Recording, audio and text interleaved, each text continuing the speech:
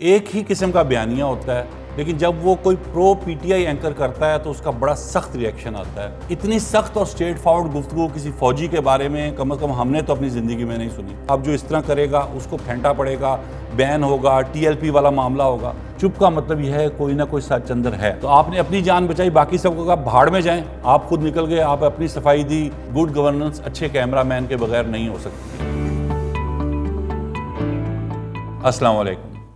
حسب دستور سب سے پہلے ایک شعر: غم میں کوئی خوشی ملا لیجئے، یہ ملاوٹ بہت ضروری ہے، کون سیکھا ہے صرف باتوں سے، سب کو ایک حادثہ ضروری ہے۔ آج پروگرام کا آغاز کرتے ہیں ایک سوال سے۔ یہ سوال بہت دنوں سے میرے دماغ میں، دل میں کھٹک رہا ہے، لیکن اس کا جواب نہیں مل رہا، تو میں چاہتا ہوں کہ آپ سے شیئر کروں، شاید آپ اس کا جواب دے سکیں۔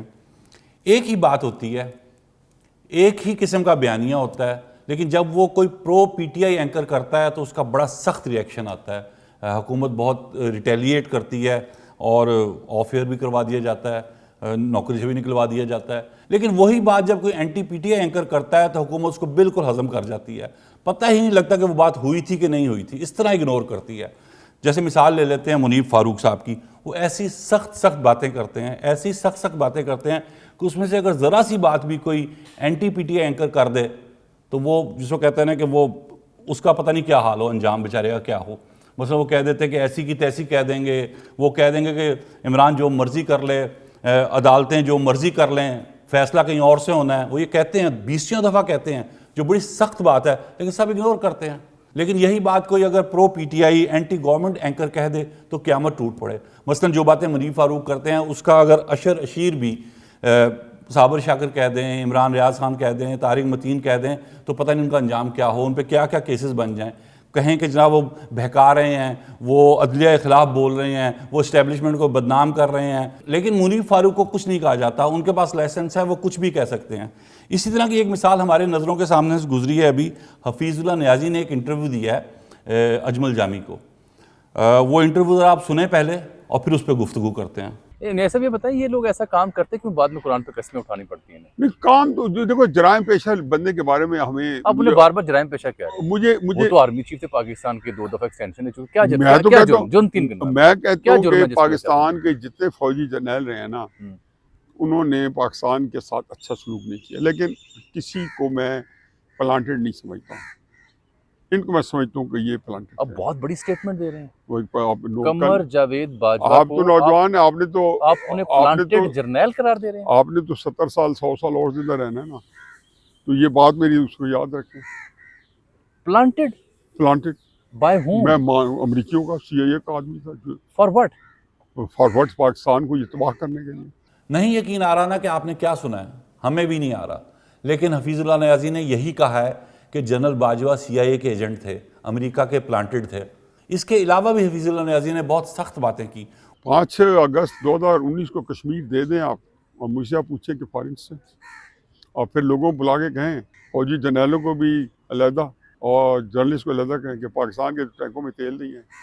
اس ملک کو کہہ رہے ہیں جس کے پاس 150 200 نیوکل بم ہے، جس کے پاس ٹیکنیکل نیوکل ویپنز ہیں، جس کے پاس ایسے ایسے میزائلز ہیں کہ پوری دنیا کو تباہ کر سکتا ہے امریکہ سمیت۔ آپ اس ملک کو بتا رہے ہیں کہ اس کے پاس تیل نہیں ہے؟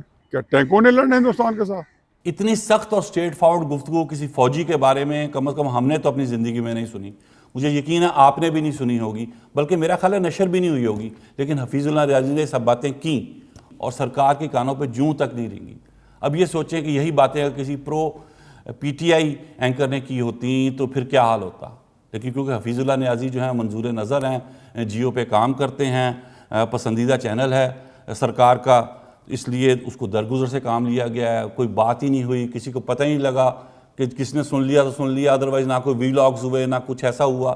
لیکن اگر یہی بات اگر کوئی، میں پھر دوبارہ ریٹریٹ کر رہا ہوں، اگر یہی بات خدا نہ خواستہ کوئی پی T I pro P T I anchor کر دیتا یا پی ٹی آئی کا کوئی لیڈر کر دیتا تو قیامت ٹوٹ پڑتی، ملک کی سالمیت خطرے میں آ جاتی، ملکی وجود کو خطرہ پیدا ہو جاتا۔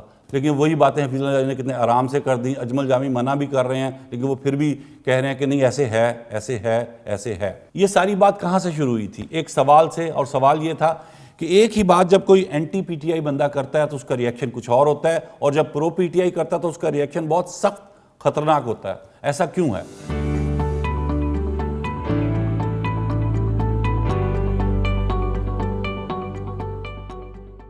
اور دوسری بات، یہ پیغام رسانی کے لیے جو منیب فاروق ہیں اور وہ ایک دوسرے صاحب فیصل واڈا، یہ کچھ ٹھیک لوگ نہیں ہیں. کوئی شریف آدمی، کوئی سوبر آدمی، کوئی جس کو کہنا چاہیے کہ جس کو رکھ رکھاؤ ہو، جس کو گفتگو کا سلیقہ آتا ہو، وہ منتخب کریں. سرکار سے میری ریکویسٹ ہے، اور وہ ہمیں آ کے بتائے کہ کیا ہونے والا ہے. منیب فاروق آ کے بتائیں گے کہ ایسی کی تیسی اب فلانا یہ ہو جائے گا، جیسے پہلے بھی میں نے آپ کو بتایا. اور فیصل واڈا کی مثال دے دیں. آج ہی انہوں نے حامد میر کے پروگرام میں کہا ہے کہ نا اب تو پھینٹا پڑے گا، اب جو یہ کرے گا، اب جو یہ کرے گا، اب جو اس طرح کرے گا اس کو پھینٹا پڑے گا، بین ہوگا، TLP والا معاملہ ہوگا. بھئی فیصل واڈا صاحب، آپ ہی ہمیں بتا دیں کہ آپ کو اتنی کریکٹ انفارمیشن اور اتنی اتھینٹیکیٹ انفارمیشن کون دیتا ہے کہ آپ کوما، سیمی کولنز، فل سٹاپ کے ساتھ ہمیں آ کے بتا دیتے ہیں، ٹانگ پہ ٹانگ رکھتے ہیں اور جو آتا ہے منہ میں بولی چلے جاتے ہیں. آپ بتائیں نا، آپ کو یہ انفارمیشن دیتا کون ہے؟ ہمیں اس کا ماخذ بتا دیں، کیونکہ ہم اس سے پھر ریکویسٹ کریں کہ یہ انفارمیشن سب کو دیا کریں، صرف آپ لوگوں کا نہ دیں، کیونکہ آپ لوگ بڑے الٹے طریقے سے اس کو جس کو کہتے ہیں نشر کرتے ہیں. اور احتجاج اگر آپ نے ڈی چوک کی چڑھائی کرنی ہے تو میں علی ظفر صاحب کو، کیونکہ میرے کولیگ بھی رہ چکے ہیں، میرا ویسے بھی ان سے تعلق ہے، ریسپیکٹفلی ان سے کہوں گا کہ اب چیزیں ریاست کے اندر بڑی کلیئرٹی کے ساتھ ہیں. اب اگر آپ چڑھائی کا سوچیں گے اور آپ نتھنگ ٹو لوز کر کے آئیں گے اور تو بہت زبردست پھینٹا بھی ہوگا، تو TLP والا بین ہوگا، اس طرح چلنا پڑے گی. آپ ڈنڈا سوٹی بھی ہوگا، تو اس پہ کلیئرٹی رکھے نا میر صاحب. تو پھر TLP ہی کی طرح PTI پر بھی پابندی لگا دی جائے گی پھینٹے کے بعد. اچھا کہہ رہے ہیں پہلے پھینٹا پھر پابندی. اور تھوڑی سی بات میں حفیظ اللہ نیازی کا جو انٹرویو ہم نے آپ کو دکھایا اس کے بارے میں مزید کرنا چاہتا ہوں. کوئی اس کی وضاحت نہیں کی گئی، جس کا صاف مطلب ہے، جس کا میں ایک ہی مطلب لیتا ہوں کہ جو کچھ حفیظ اللہ نیازی نے کہا وہ صحیح ہے. تو کیا ہمیں یقین کر لینا چاہیے جو کچھ انہوں نے جنرل باجوہ کے بارے میں کہا ہے؟ حشرات الارض جیسے برسات کے موسم میں زمین کے کونوں قدروں سے نکلتے ہیں اور زمین پہ پھیل جاتے ہیں، اسی طرح PTI کے رہنما جو 9 مئی کو پارٹی چھوڑ گئے تھے، اچانک کہیں سے برآمد ہوئے ہیں اور ٹی وی اسکرینوں اور سوشل میڈیا پہ پھیل گئے ہیں. ہر ایک کے دل میں عمران کی محبت، PTI کی محبت، عوام کی محبت، حکومت مخالفت اچانک پتہ نہیں کہاں سے جاگی ہے، کس نے جگائی ہے، کچھ سمجھ نہیں آ رہی ہے. ان سب میں جو سب سے سرگرم ہیں اس وقت نظر آ رہے ہیں اور جو سب سے جس کو کہنا چاہیے بڑھ بڑھ کے بات کر رہے ہیں وہ ہیں فواد چودھری. ان کے رویے اور جیسچر اور گفتگو سے لگتا ہے کہ اس وقت وہ PTI کی امی بننے کی کوشش کر رہے ہیں. کوشش نہیں کر رہے ہیں بلکہ بن چکے ہیں اپنی طرف سے. وہ رات وہ خاور گھومن کے پروگرام رپورٹرز میں موجود تھے اور بتا رہے تھے کہ ساری خرابیوں کی جڑ جو ہے وہ حکومت ہے. حکومت نے عمران خان کے پاس کوئی آپشن ہی نہیں چھوڑا. اگر وہ اسد عمر کو نہ پکڑتے 9 مئی کے بعد حکومت، اگر وہ شاہ محمود قریشی کو نہ پکڑتے، اگر وہ مجھے نہ پکڑتے، اگر وہ فلانے کو نہ پکڑتے، تو اس وقت PTI کی قیادت سین لوگوں کے ہاتھ میں، بڑے سمجھدار لوگوں کے ہاتھ میں ہوتی.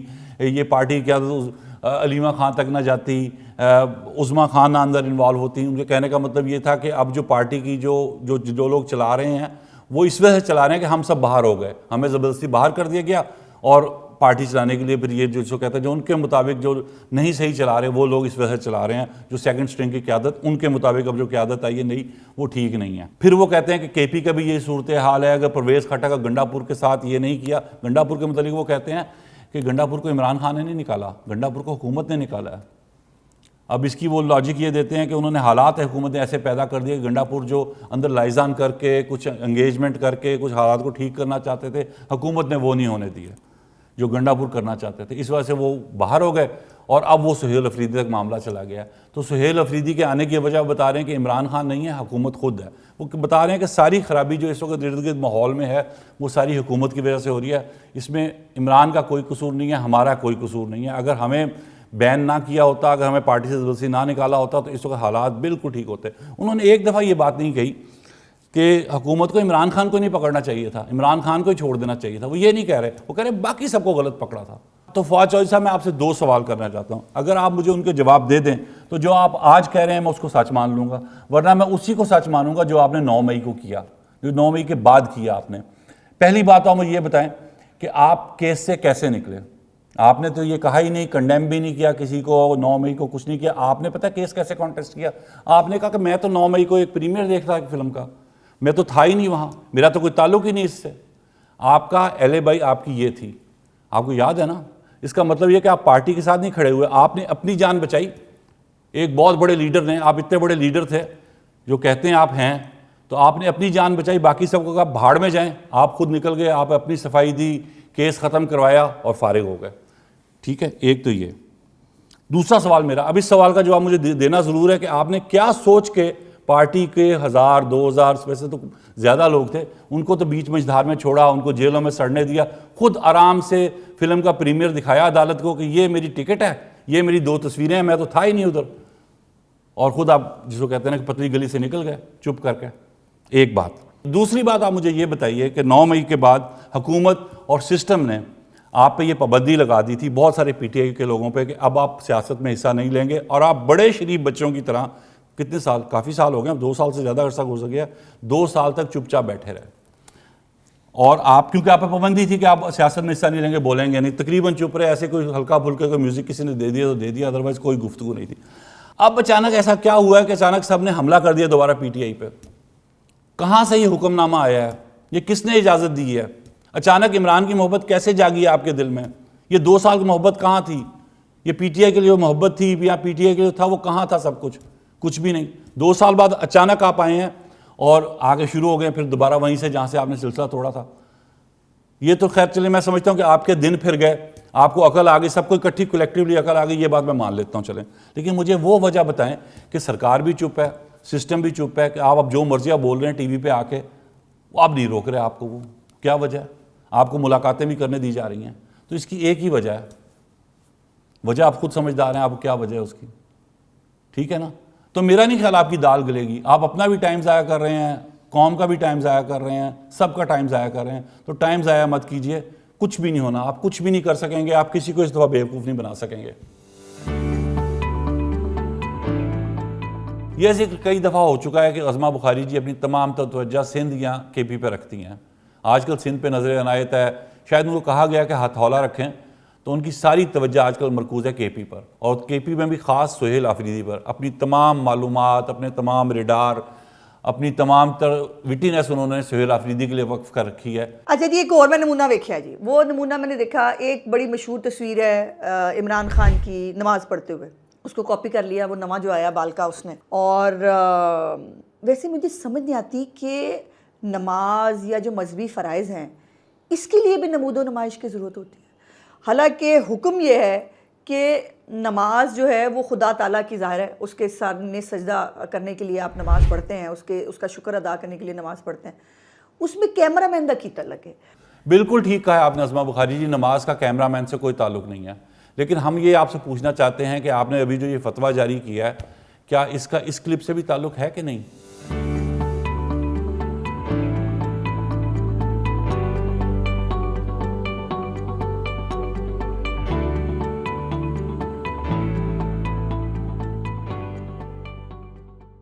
عظمہ بخاری جی بتائیں اب اس کا کیا کرنا ہے؟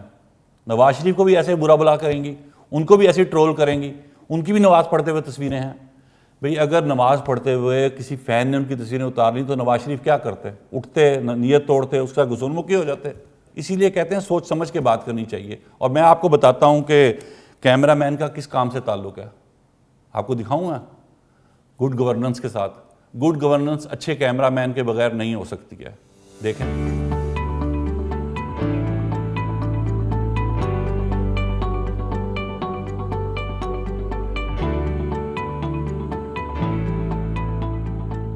ویسے اس شوٹنگ اور ریکارڈنگ پہ ہمیں کوئی اعتراض نہیں ہے, کیونکہ ہم آپ کی گڈ گورننس میں بالکل ٹانگ نہیں اڑانا چاہتے. لیکن اب آگے سنیں, آگے آپ کیا کہتی ہیں. نماز سے ایک دم کتوں پہ آتی ہیں آپ. اگلی تصویر ان کی انشاءاللہ تعالیٰ میں آپ کو بریکنگ نیوز دے رہی ہوں کہ اگلی تصویر ان کی کتوں کے ساتھ کھیلنے کی آئے گی. چونکہ یہی 2 تصویریں بڑی مشہور ہوتی تھی نا, کہ یا کتوں سے کھیلنے کی تصویر آتی تھی, تو وہ رہ گئی ہے. یہ نماز والی تصویر تو انہوں نے کھچا لی ہے. بڑا دلچسپ اعتراض ہے آپ کا. پہلے تو میں آپ کو ایک بات بتاؤں, قائد اعظم کی پلیزنٹ ترین موڈ میں جو تصویریں ہیں نا, وہ انسانوں کے ساتھ نہیں ہیں, کتوں کے ساتھ ہیں. اگر آپ جا کے دیکھیں تو قائد اعظم کی بات کر رہا ہوں میں. اور دوسری بات یہ ہے کہ ہمارے اکثر لیڈر حضرات جو ہیں نا, وہ انسانوں کے ساتھ بھی تصویریں ایسے کھنچواتے ہیں جیسے کتوں کے ساتھ کھنچوا رہے ہیں. تو بہتر ہے انسان کتوں کے ساتھ ہی کھنچوائے. تو اس پہ آپ کو اعتراض نہیں کرنا چاہیے. اور آخر میں شیر افضل مروت, میں یہ گفتگو کرنا تو نہیں چاہتا, لیکن مجبوراً اپنی ذمہ داری سمجھ کے کر رہا ہوں, یہ سوچ کے کر رہا ہوں کہ مجھے یہ گفتگو کرنی چاہیے. شیر افضل مروت طلعت حسین کے پروگرام میں گئے, اور وہاں انہوں نے ایک واقعہ سنایا کہ کوئی خاتون شیو کیے بغیر اسٹوڈیو میں آ گئیں, جس پہ طلعت حسین نے حیرانی سے پوچھا شیو کیے بغیر؟ تو وہ بڑے ہنستے مسکراتے کہتے ہیں کہ ہاں ہاں شیو کیے بغیر، جس پہ طلعت حسین تھوڑی دیر بعد کہکا لگاتے ہیں اور بالکل ایک ہنسی مذاق والا ماحول بن جاتا ہے۔ ایک خاتون کے متعلق گفتگو ہو رہی ہے، طلعت حسین، آپ کو کم از کم ان کو کنڈیم کرنا چاہیے تھا۔ خدا نہ خواستہ ایسی گفتگو ریکارڈ ہو بھی گئی تھی تو اس کو آنر کرنے کی کیا ضرورت تھی، اس کو کاٹ دینا چاہیے تھا، لیکن آپ نے صرف اور صرف مائلیج لینے کے لیے، آئی بالز لینے کے لیے اس گفتگو کو چلا دیا۔ پہلے تو آپ کا قصور تو یہ ہے جو میرا خیال ہے قابل معافی نہیں ہے، آپ ایک بڑے سینئر صحافی ہیں، آپ کو کم از کم یہ نہیں کرنا چاہیے تھا۔ اور شیر افضل مروت صاحب، مجھے آپ پہ بھی بہت افسوس ہوا، کوئی مرد کسی خاتون کے مطلب ایسی گفتگو نہیں کر سکتا، میں سوچ بھی نہیں سکتا کہ ایسی گفتگو کی جا سکتی ہے۔ میں شرمندہ ہو رہا ہوں اس گفتگو کو دہرا کے، اور آپ اور طلعت حسین کرتے ہوئے شرمندہ نہیں ہوئے۔ مروت صاحب ایک لمحے کے لیے سوچیں، اگر میں کہوں آپ کے بارے میں کہ آپ ویکس کرتے ہیں، تو کسی مرد کے ویکس کرنے کا مطلب پتہ ہے نا کیا ہوتا ہے؟ آپ کی مت ماری گئی ہوئی ہے، آپ کو بالکل سمجھ نہیں ہے، شہرت نے جو آپ کو مل گئی ہے اتفاق سے آپ کی عقل بالکل معاف کر دی ہے۔ ایک وی لاگ دیکھیے، اپنا وی لاگ ہے یا انٹرویو ہے، دیکھیے آپ کیا کر رہے ہیں، آپ کیا باتیں کر رہے ہیں، یہ کرنے والی باتیں سوشل میڈیا پہ۔ مروت نے مجھے سیکشولی ہراس کیا ہے۔ اب اس سے وہ اینکر نے پوچھا کہ کس طرح سیکشولی ہراس کیا، کہتا ہے میڈیا پہ ہراس کیا ہے۔ یہ سیکشول ہراسمنٹ ہوتی ہے؟ لیکن میں آپ کو یہ بتا دوں، میں قسمن کہتا ہوں کہ مجھے کئی خواتین نے سیکشولی ہراس کیا ہے۔ یس، سیکشولی ہراسمنٹ اس طرح ہے، بار بار آپ کو پول بھیجیں، آپ کو ویڈیو کالیں کریں، آپ کو اکیلے ملنے کی کوئی ایک خاتون، پی ٹی آئی کی خواتین نہیں وہ پی ٹی آئی کے مطلب یہ، میں تو ان کو ایسی پی ٹی آئی کی خواتین تو نہیں کہوں گا، ان کے ماتھے پہ تو نہیں لکھا ہوتا ہے۔ ایک خاتون لندن سے جناب علی ادھر اسلام آباد تشریف لے آئی اور شادی شدہ تھی، 2-3 بچوں کی ماں تھی، اور جناب میرے دفتر میں وارد ہو گئی۔ اس نے پہلے کیمرہ فٹ کیا اور پھر اس تیاری کے ساتھ آئی کہ شاید مروت جو ہے وہ تو بیئر لے کر آئی گئی اور میرے کمرے میں لیٹ ٹائم پہ گھسنا چاہا اور مجھے سیکیورٹی کو بلانا پڑا۔ مروت صاحب، آپ یہ فضول ایک جھوٹی سچی کہانی سنا کر ہیرو تو بن گئے ہیں، لیکن میں آپ کو ایک بات بتاؤں، آپ کو اس خاتون پہ کوئی اعتراض نہیں تھا، آپ کو اس کے گھر میں گھسنے پہ بھی کوئی اعتراض نہیں تھا، وہ آپ کے دفتر میں گھس گئی اس پہ بھی کوئی اعتراض نہیں تھا، اس کے بچے تھے، آپ کو اس پہ بھی کوئی اعتراض نہیں تھا۔ آپ کو اعتراض تھا تو پتہ ہے کس بات پہ؟ کہ اس نے کیمرہ لگا لیا تھا۔ اگر وہ کیمرہ نہ لگاتی تو وہ واقعہ جہاں تک آپ نے سنایا اسے بہت آگے تک پیش آ چکا ہوتا اور آپ ہمیں کبھی نہ سناتے۔ ہم نے آج اپنے پروگرام بریکنگ ویوز میں 27ویں ترمیم کو بہت تفصیل سے ڈسکس کیا ہے، اسے ضرور سنیے۔ ہمیں فالو کیجئے، سبسکرائب کیجئے، شیئر کیجئے اور بیل آئیکن بھی دبانا مت بھولیے۔ شکریہ۔ Talk is live, like share subscribe کیجئے، کیونکہ سچ وہی جو ہم بولیں۔ Talk is live.